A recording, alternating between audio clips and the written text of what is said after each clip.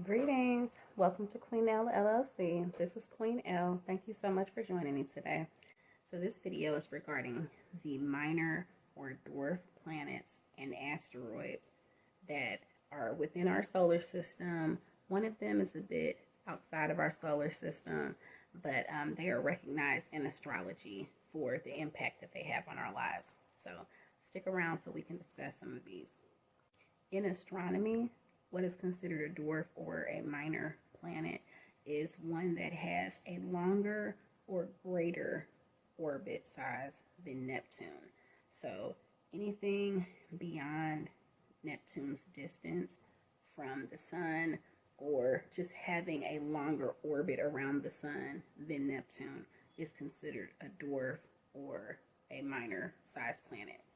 So in astrology, Pluto, now if you're of a certain age or older, then you may recall that Pluto was considered the 9th planet in our galaxy.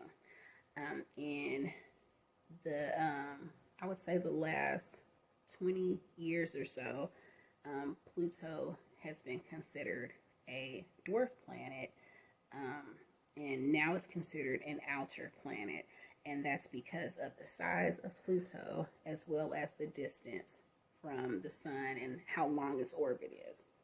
Now, I've captured the energy of Pluto in my main planet energy video, so I'll link that above. So I won't be discussing Pluto today, but that would be the first in this list. So I will say that some astrologers feel that when you take the minor dwarf planets into consideration with regard to astrology, that it just complicates things. I will show an image of a natal or birth chart here.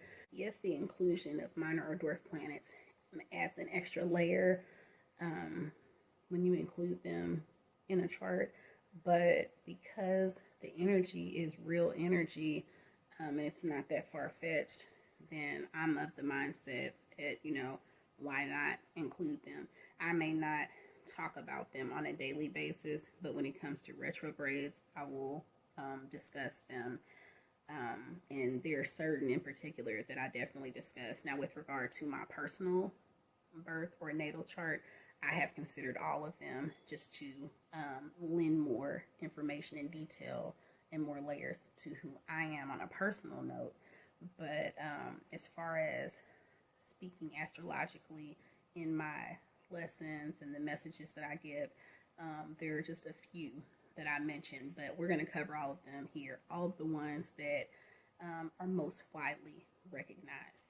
There are actually many more, but I'm just covering about a dozen today. So let's start. Now, the first that we'll be discussing today is Makemake, and that name is representative of a Polynesian god of fertility.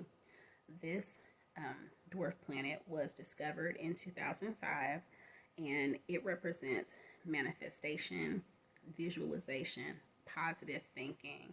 So you can look up a calculator for Makemake to find out what zodiac sign this planet was in at the time of your birth. You'll get more information regarding how it affects you. Now, the second dwarf planet that we'll talk about today is Quaoar. Now, Quaoar, I'm putting the spelling below as well. It is a name representing a Native American Tongva tribe that was based out of Los Angeles, and it represents their god of creation. Now, this dwarf planet was discovered in 2002. It represents our connection to divinity. It represents our own spirituality. And this one was a bit harder to find a calculator for, but the website that I went to is mysticscripts.com, and they do have a calculator for this one and several other of these planets. Now, Varuna is the next one, and in Indian mythology, it represents the all-knowing creator god. Now, Varuna is all about nature taking its course in your life. So depending on what zodiac sign Varuna was in at the time that you were born, then that is the energy that has to do with nature taking its course in your life. Now, the next planet that we'll discuss is Sedna. Sedna is representative of the Inuit goddess of the sea, living at the bottom of the Arctic Ocean. Now, this planet was discovered in 2003 and is activated when you're dreaming of a better life or a world where your dreams are realized. And there's a bit of a naive energy there because it can have a kind of head in the clouds type of energy. So that's something to keep in mind there. Now, the next planet is Eris. Eris represents the Greek goddess of chaos, and it was discovered in 2005. Now, this one is activated due to FOMO, so fear of missing out, that feeling of being left out. And so it's important with regard to Sedna that you take control of your social circle, take control of the connections that you have, no matter how big or small you choose them to be, but feel empowered to advocate for yourself with regard to the connections that you have or those that you seek in your life. Now, the last of the dwarf or minor planets that I will be discussing today is Haumea. Haumea is representative of the Hawaiian creation goddess, and it was discovered in 2004. Now, there's a source of inner strength here and connection to nature and to the source or creator. So when you look up the calculator for Haumea, then just know that that's what that represents in your life. And again, this is all about who you are on the inside. Now, let's discuss the asteroids or planetoids in some cases. The first one is Chiron. Now, I've mentioned Chiron before. Chiron is definitely one that I look to as far as where Chiron is at any given moment.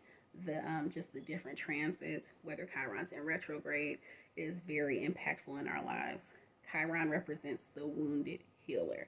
It's the unique centaur in Greek mythology, and the centaur is half man, half horse. And this planetoid was discovered in 1977. Now, the location in our natal chart, it represents where one may have been wounded and where there's an opportunity for healing. And with regard to all of us as the collective, Chiron represents just some collective healing energy. So when different planets are in transit or have an aspect with Chiron, then that's an area where we could all seek healing or have that opportunity for healing. Now, Ceres is another asteroid that I talk about pretty frequently or whenever there is some sort of transit taking place or retrograde.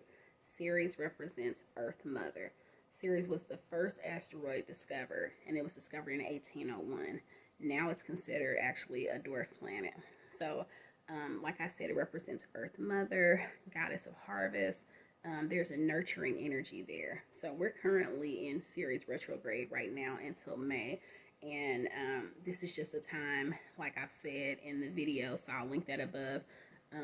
This is a time for us to love on ourselves, to nurture ourselves. Sometimes we might feel a bit neglected because we're so used to the energy of Mother Nature, feeling like the love and the caring from Mother Nature. But right now, instead of feeling neglected, it's time for us to practice our own self-care. Okay. Now, the next one is Pallas. Pallas is short for Pallas Athene, and this one was discovered in 1802. It's a feminine spirit of independence, having a cool head and wisdom as well. Now, the next one that I will discuss is Juno. Juno represents Greek Hera, the wife of Jupiter. Now, Juno was discovered in 1805, and it represents an intimate relationship. So the, closest ties that you have. And it depicts the type of partner that you seek and how you are as a partner. So this one's a really interesting one. So if you look up the calculator for Juno, and there are websites, again, where you can find this information. You can just search online for a calculator.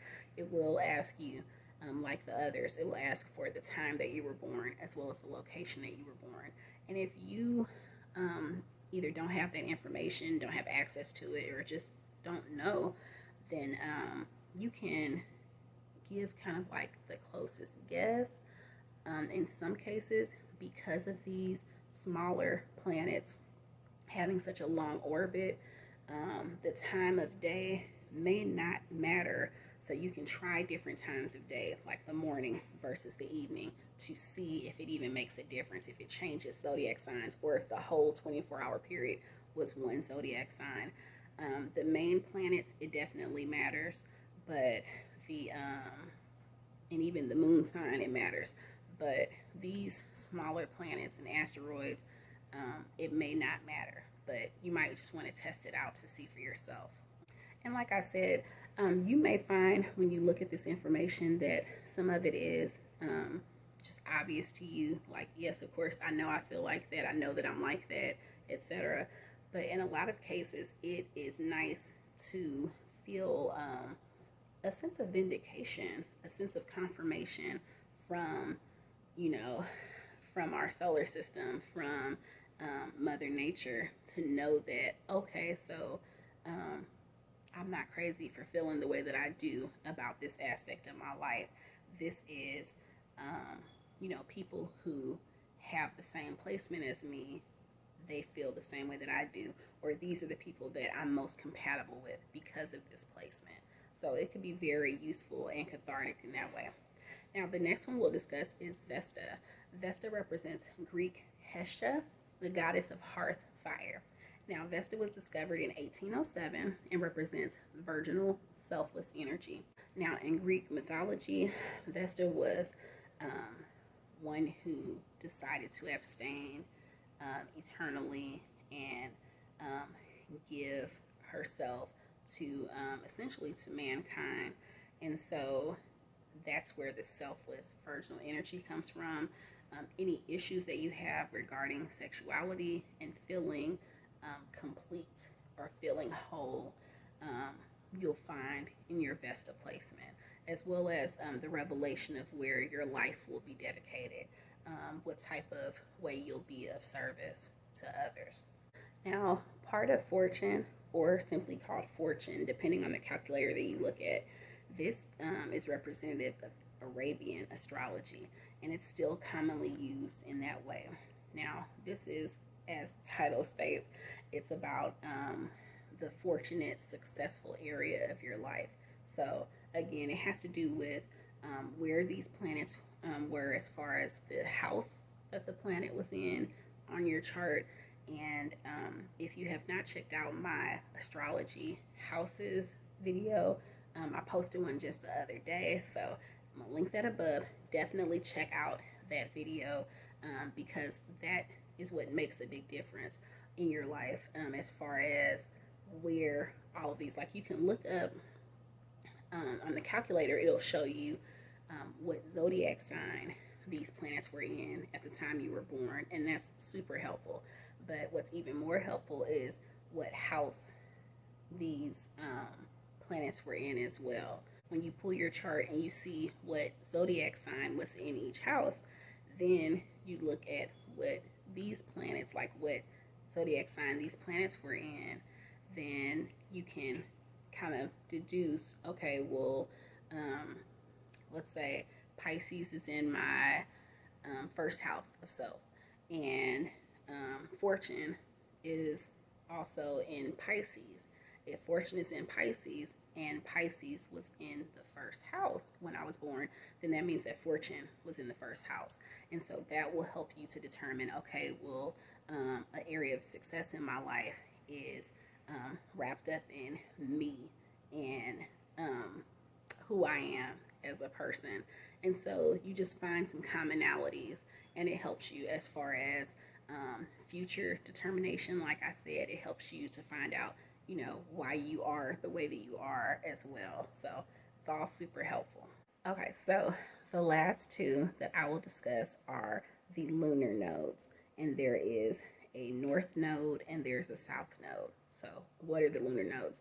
The lunar nodes, so if you picture the just how everything is on an orbit, and with regard to astrology, the sun and the moon are considered the same as planets as well.